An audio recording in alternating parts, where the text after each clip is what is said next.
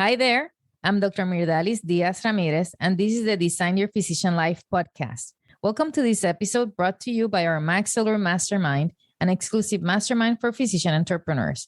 Today, we have this great guest, Dr. Peter Kim. He's an anesthesiologist and creator of the PassiveIncomeMD. Here, he teaches physicians how to achieve financial freedom through passive investments. He's also the creator of the Leverage and Growth Summit, which is a conference dedicated to precisely showcase passive income alternatives. And he also has the Passive Income MD podcast. We have a great conversation with Dr. Kim about physician entrepreneurship and multiple ways to unleash your entrepreneurial power. Are you ready? Let's go. Welcome to the Design Your Physician Life podcast, where you will get excited about being a physician, learn the tools that can help boost your success, and great tips from successful doctors. Join us to unlock the keys to an amazing physician life. And now, here's your host, Dr. Myrdalis Diaz-Ramirez.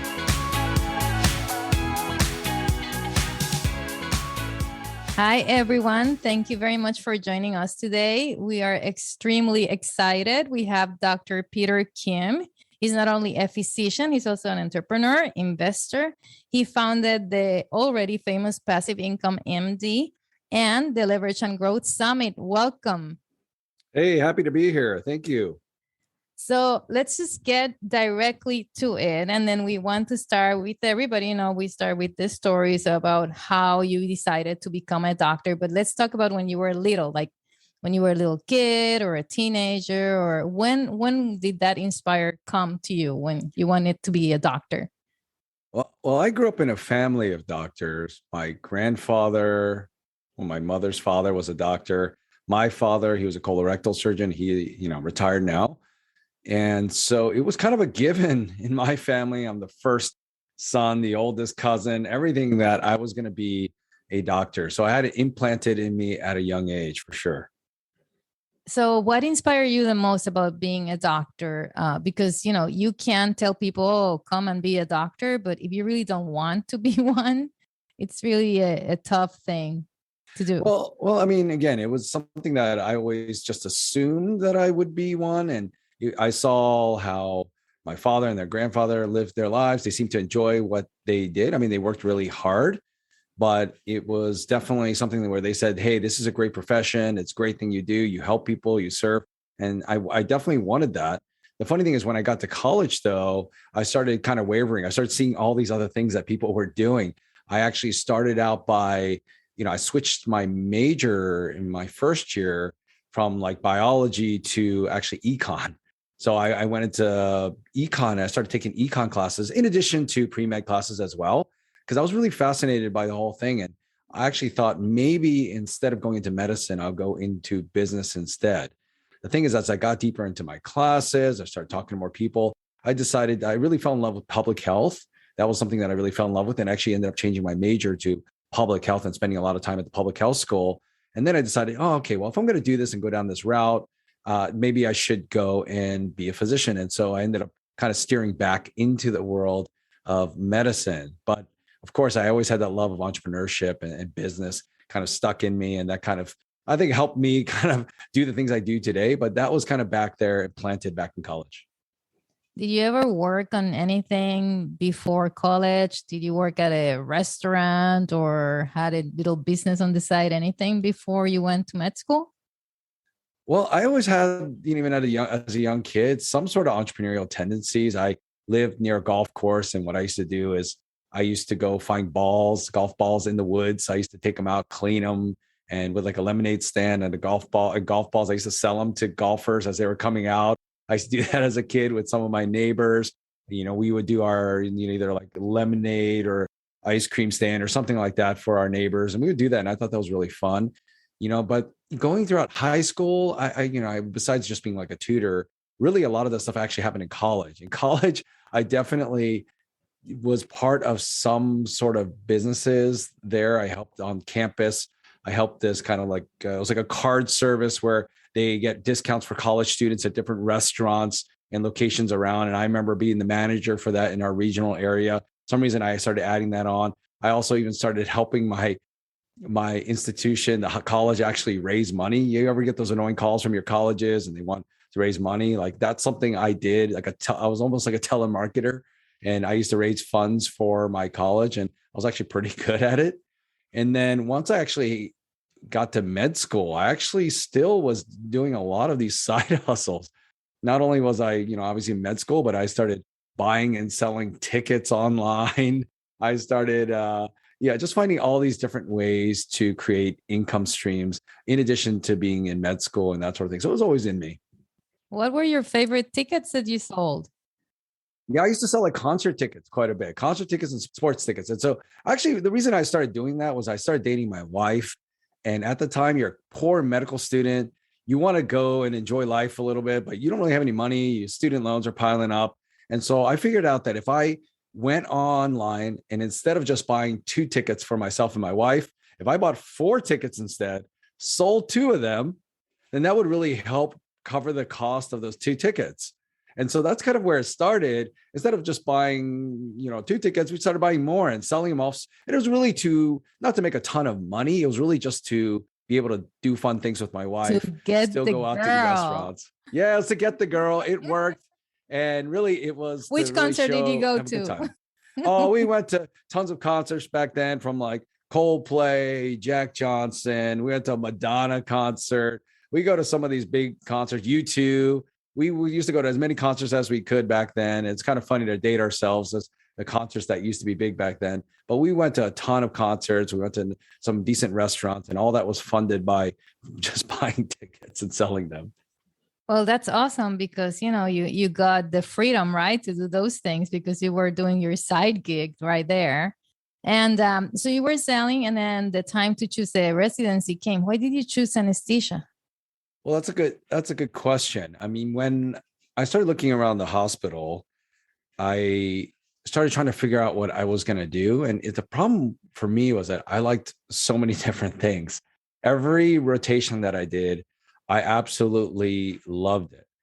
And I had a hard time choosing.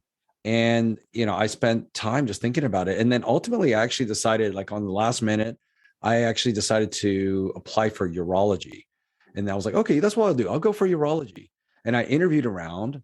And for whatever reason that year, I didn't match. And I remember being pretty bummed and upset about it. And I decided to do a year in surgery, do an internship in surgery during that year. So I scrambled and I found a year internship in surgery. And during that year, I was still set on trying to apply again for urology. But then I had a few people take me aside. Actually, some of the urology residents were like, I asked them, if you could do it all over again, what would you do? And I talked to a bunch of surgeons. They were like, if I could do it all over again, I would go into anesthesia. And I asked them why. And they're like, well, it seems really fun and nice. And, it's a great feel. And they were happy, but they're like, you actually can get a life outside of medicine. If you're in anesthesia, you can pursue other things because once you leave the hospital, you're done. And so I started talking to a bunch of the anesthesiologists. I never even thought about it. And I was asking them, how do you like your job? How do you like what you do? And everybody was like, I love it. It's like you feel fulfilled. You do your job. And at the end of the day, you can shut off and you can go home and enjoy your life. You can have a good family life. You can balance this or that. And I was like, holy cow, that's what I want. And I just switched directions completely, matched into anesthesia, and the rest is history. I feel the same way. I'm an anesthesiologist, and I was actually accepted to the same internship in surgery and anesthesia. And I did look into urology. Neurosurgery was my first love. But these people were so happy, and they were doing so much fun things to save patients. And I see that as an anesthesiologist, you're rescuing the patient from the surgeon who's trying to kill the patient on the table. But I feel exactly the same way. So right now, you were dating your wife. So you both are physicians, right? So you went into the anesthesiology residency, and she went into ophthalmology. So she was a year behind me in medical school. Actually, we were at different med schools, but in the same city. And yeah, she matched into ophthalmology. I matched into anesthesia. We picked the same city, which was LA. And we got out here, and I've never left since. That's awesome. You were so fortunate. I hear people doing like the double application and stuff for residency, and knowing that that's I never dated anybody from med school. on purpose. I've had my boyfriend since we were 17, but knowing that that's an alternative, it's pretty cool. So now you've graduated. When did you really start with your other businesses? Saying, okay, medicine check done. I did public health done. I've sold tickets done. Now I want to do like passive income and check that box too. Well, it was never really part of the plan. My goal was to do OB anesthesia. That was my passion. I did a fellowship in OB anesthesia. There was a job that I wanted, and that was the institution that I did my fellowship in. Although it was very, very difficult to get a job there, but I got really fortunate that they offered me a position right out of fellowship there. And I thought, this is my dream job and my dream location, dream city. Everything about it is perfect, great income for life and that sort of thing. And I thought I was completely set. The problem is about 2 years into being an attending, when I hit partner, a few things changed. I mean, some things happened politically, I say at work, where shifts were ultimately taken from me without any sort of discussion. I ended up having to work more nights and more weekends. And ultimately, I remember sitting there going, this is not what I signed up for. This is not how I expected things to be. I thought I had this path. And when I made partner, this would happen and that would happen. And my expectations weren't met. And so I remember sitting there pretty upset about it for a while and talking to my wife. And I said, what do I do? Do I stay here? Do I leave? Do I, what do I do? But I felt like I was totally just not in control. It was a scary feeling. And at that point, I started talking to other people saying, what do I do? And most of my partners were like, that's just the way it is. That's how medicine is. That's how life is. You can't do anything about it. And I remember really being upset by that. And I said, no, there's got to be a way. There's got to be some people who are, finding ways to really take back control, do these things. And I remember there were a couple doctors in the hospital. I remember seeing some of their social media sites or, pages and talking to them and thinking that these guys have a good life. How are they able to do that and be a surgeon or do these kind of things? And so I started just talking to as many people as I could at that point. And I asked them, what are you doing to create income? Is it just is it medicine only? And it just turned out that a lot of them were investing and doing things outside of medicine to create income. And once I dug in further, a lot of it was through real estate. And so I said, teach me, what do I do? Where do I go? And they sent me to some websites. They told me to hit up real estate investor meetings. And so that's what I started doing. I started spending all of my free time reading books, reading forums, reading blogs, listening to podcasts, going to real estate investor meetings. And I got really obsessed with it. And then ultimately I just started investing. And that's how things led to one thing to another. I started creating income streams. I mean, it was, little by little, I started making money from it. And I always tell people the story of my very first check from one of these investments was like a $47 deposit into my checking account. And I remember sitting there going, oh my gosh, this is amazing. It works. And from there, I just started building from there. And I mean, if you want to know, ultimately my goal was just to do that. But then I had a few friends asking me about it. I started telling them about it. And ultimately I said, look, let me just put this online. There aren't a lot of doctors talking about it. There are other people in other professions, but maybe none that are doctors talking about it. And I started doing that. And that's how I ultimately created PassiveIncomeMD, the website. So who were some of those mentors or early coaches for you?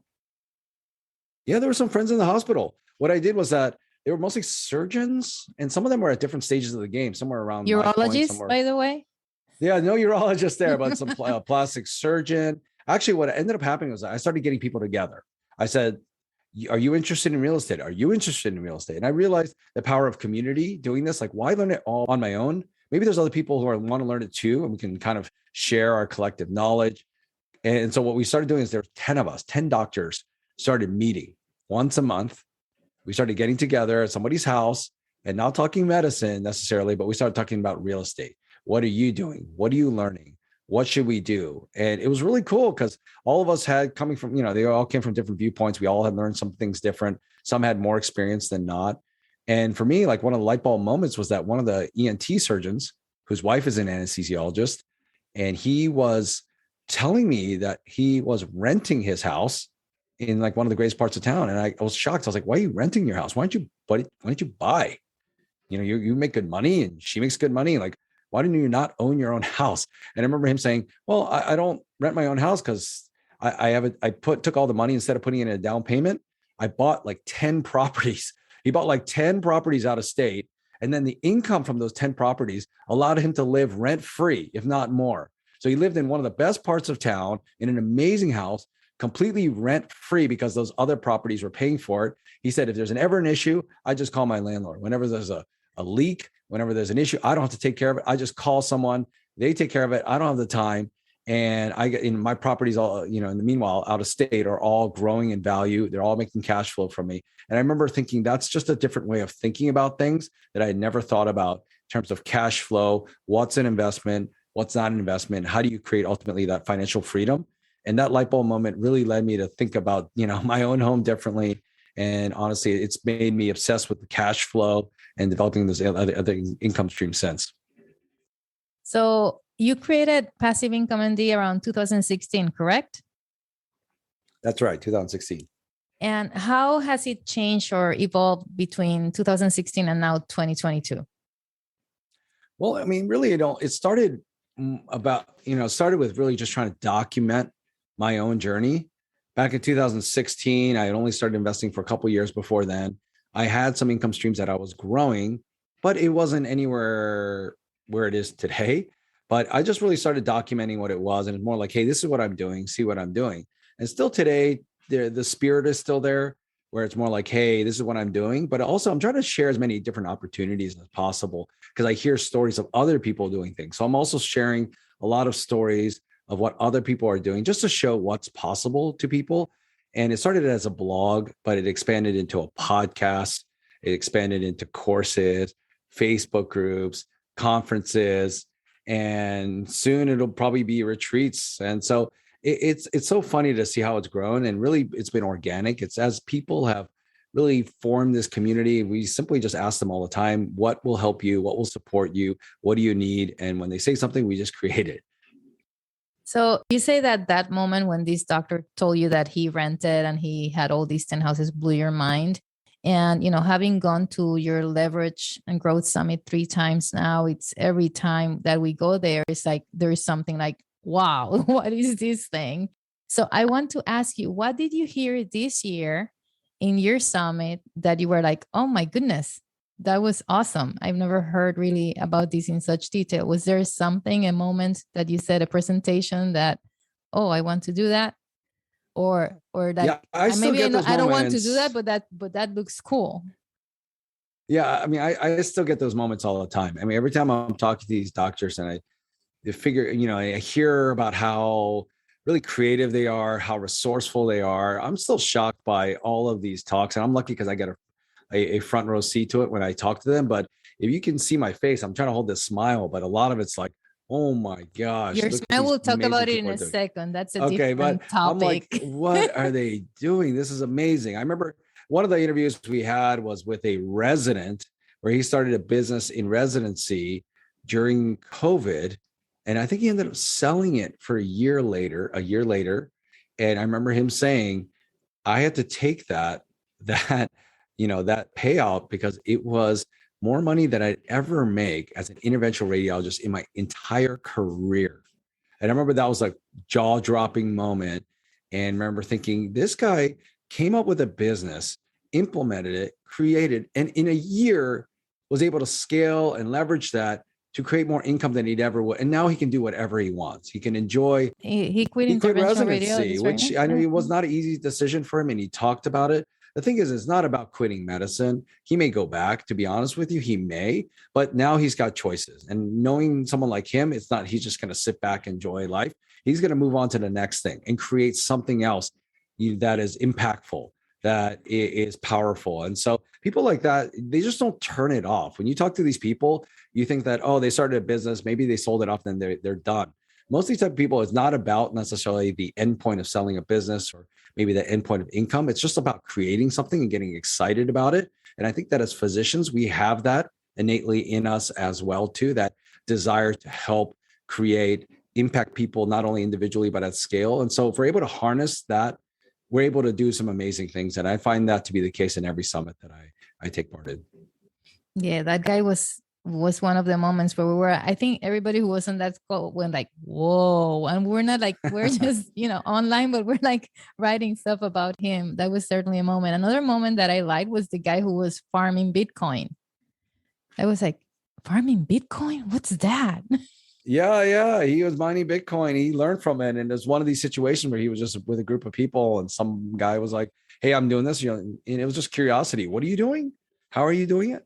And then Yeah, I you know I start to say explore and farming, then you it's try. mining. Yeah, Don't make mining, fun of farming, me, it's but probably the it's same mining, farming. thing. Yeah, yeah. Yeah, it's probably the same thing. But I think that's the point of the summit is when we do these type of things, it's not that you're going to do that exact thing. Maybe you will, but it's just to get into the idea, get into people's heads that we can do a lot more than we think. There's so much out there that's possible. Not, yeah, I've talked to somebody and someone's like, oh, every business out there that I could think of has already been created. I was like, there's just no way.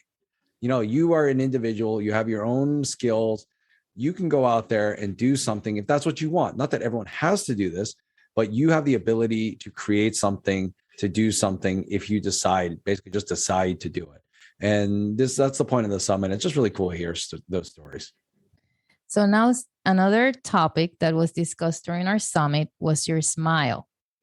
So it's like you're always smiling on these things, and you're really a public speaker, and body language is so important. And when I talk to you about it, you say, "Oh, I practice a lot." So what does that take? Like, did you take training? Do you look at the mirror? Because it's important when you're a public speaker, which you are. You go to all these conferences and you talk, and then on top of that, you're talking to all these people. And yes, we're happy about what they're doing, but your body language is really important when you're delivering that message to all of us. Well, it's funny what we tell ourselves. We tend to create identities for ourselves, and then they always say you act in a way that's consistent with what you tell yourself, right? And so I used to tell myself I'm actually bad at speaking in public. I used to say that all the time. I remember my very first podcast episode interview that I did it with a white coat investor. He interviewed me, and I remember thinking afterwards, I don't think that went very well. And that was only maybe 4 years ago. And I remember thinking, oh my gosh, I was all sweaty and thinking like, oh my gosh, I did such a bad job. And then I got an email from a listener, and they said, you should probably it was like a criticism. It was like, you say these words too much, or you do this, but it's distracting. And I remember sitting there going, wow, this person just validated everything I told myself, that I'm a bad public speaker and a podcaster. And I remember sitting there going, maybe I shouldn't do this anymore. But I remember thinking, no, I'm not going to let this get me down. And so what did I do? I started doing my own podcast, and I started doing my own thing, and really just to force myself beyond that. And actually, even before the very first summit 2 years ago, I remember telling myself, I don't like being on camera. I don't like talking to people like this. And I remember after one of the first couple interviews I did, I looked at my video and I hated watching it. And I remember thinking, I am not good. I am not bad. I'm just telling myself all of these things. I do this too much. I don't do that. And I remember thinking, well, I already committed to this. So I had to commit to 50 interviews. So I went through 50 and I got through the end. And I remember thinking to myself, it's just, I could have done better. I should have done better. And you just put yourself down. And then the summit was a great success. People said really great things. And I remember thinking, oh, maybe I wasn't that bad. Maybe I was too hard on myself. And so I did it again. And I kept pushing myself. And now I'm to the point where I've just realized it's not about what people say. It's really, I'm focusing more on the impact that I'm making. And I'm not so worried about what I look like, what I sound like, these weird little tendencies that I might have, these things. I'm more focused on what is the impact that I'm going to put out there? Are people going to get something of value out of it? And I found out they can, even if you're not perfect, even if you don't think you sound great, even if you don't do these things and you stumble in your words and you say funny stuff or whatever, you've got these weird tics or ums or things like that, people still get a lot out of it. And so don't limit yourself, like try it. And so what I did was also the reason why I smile so much and I do work on it is I remember listening to a podcast by someone named Amy Porterfield. And she is an amazing podcaster, video person. She talked about how she was actually bad on camera before too. And she had to work through it and practice. And she said that you never know when somebody's going to take a screenshot of what you're doing and post it on social media, get excited. And you never know when they're going to do a screenshot. So what would you want to look like in that screenshot when somebody does it? And I said, well, I want to look like I'm smiling. I never want to, because sometimes you look and you're like, have this weird look. You're intently staring at somebody, but your face is super. But then people will see that and be like, what is going on in that talk? So I want to always show that I'm smiling. And so that's something I've always tried intentionally to do. But I'm also really happy. That's what I feel when I'm talking to these people. And so I just make sure on the outside it's evident. And now who's your dentist in LA? No, I'm kidding. No, yeah, I've got some good people here. Anyways, so you always ask everybody about one tip that they want to give physician entrepreneurs. So I'm going to ask you for 3. Not that you haven't given us a bunch already about mindset, about smile and all this stuff, your attitude, but I want to get 3 specific things. Just let's think about people who are on the fence when they're thinking about an idea and they say, like, I'm going to wait. I don't know. This is going to be too difficult, or it's going to be, not going to start. I'll start tomorrow or next year when the situation comes, at the right time. All right, I'm going to try my best to come up with 3. I think the first one, again, these might be all pretty cliche, but the first one is don't be afraid to fail. I think when I look back in my life and I talked about where I didn't match, or I didn't do these things, or I didn't get this job, these were all seen in my life at the time as huge failures. I remember thinking like, this is bad, this is horrible, I'm not going to make it in life. But when I look back at each of those moments, and there are many moments like that in business as well, where I've had to pivot or things didn't work, I realized that they were all amazing learning experiences. And without them, I wouldn't have gotten to where I am today. And I'm still developing. Trust me, I'm not where I want to be yet. I'm still learning and growing. But without those failures, maybe I wouldn't be as empathetic towards certain people. Maybe I wouldn't have learned how to steer in a different direction or be more resilient. And so being afraid to fail, like, you just can't be when you're trying to try new things. And so I tell people, what's the worst thing that can happen? You learn from it and you move forward. The other thing is I tell people is that if you think of an idea or think of doing something really more than once, and at least if it's 3 times, you better just go ahead and do it, because it's going to continue to haunt you. It's going to keep cycling in your brain. You're wasting way too much brain space on that type of thing. What I mean that is, if you have an idea and you're thinking, maybe I should invest in real estate, or maybe I should start that business. If you find yourself telling you that multiple times, it's your mind and your brain telling you that you should just go ahead and try. Because otherwise life is too short. You're going to sit there and you definitely don't want to live life with regrets. And so make it happen, go for it, get started when that idea comes up and up again. And that way you won't live with regrets. So that's number 2. And the last thing is, I say, find a community. I don't know how many times I say this all the time, is find a community of like-minded people who are striving for the same thing that you're doing. It makes a huge difference. You might want to do something, but people around you are negative and they're not happy with the way they are and they're not changing. Like, you tend to really become like the people you spend time with. When I spend time with people that are always pushing themselves to grow, to try new things, to be creative, it makes me become more creative and excited and optimistic. And I think that a lot of people have recognized, that's probably happened to a lot of those people, and especially the people who are part of the summit. They probably recognize that. All of a sudden you're like, oh my gosh, there are all these people trying new things and they're excited and they're optimistic and they have no fear and they're going for it. And it makes you want to do it too. And so I tell people, find that right community of people who honestly will push you, encourage you, and motivate you. And that will help you so much on your journey.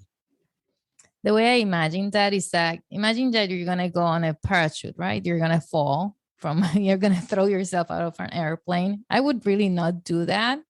I would be more likely to do it if 10 other people were doing it with me, because the likelihood of our 10 parachutes failing is going to be, very, very low compared to just one parachute. So talking about community, the community that you've built, this community from the Leverage and Growth Summit and Passive Income MD, if you want people to reach you, what would be the best way to do that?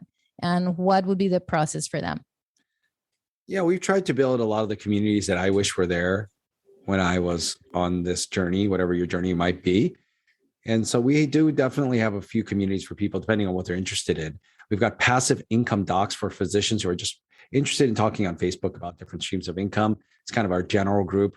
We have a group for people that are interested in investing like passively in real estate. There's a big community of people sharing resources, sharing opportunities, vetting deals together. And that's through our Passive Real Estate Academy. And people have to go through that to join that community. And then the other community that we have is the Leverage and Growth Accelerator community. And those are people that are physician entrepreneurs at any stage of the journey, whether they're just starting to think of an idea, maybe they don't have an idea, or they have an idea and they're trying to grow it, or they're trying to build their businesses or even exit their businesses.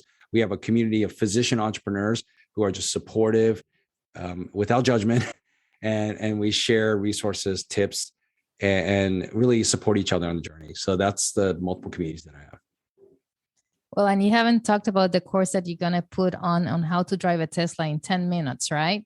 Oh, yeah. Yeah. The funny, we just talked about that. Yeah. Right before I got on the summit, I was teaching my brother-in-law how to drive a Tesla. And luckily they're not too complicated. He figured it out. But yeah, that's the next step.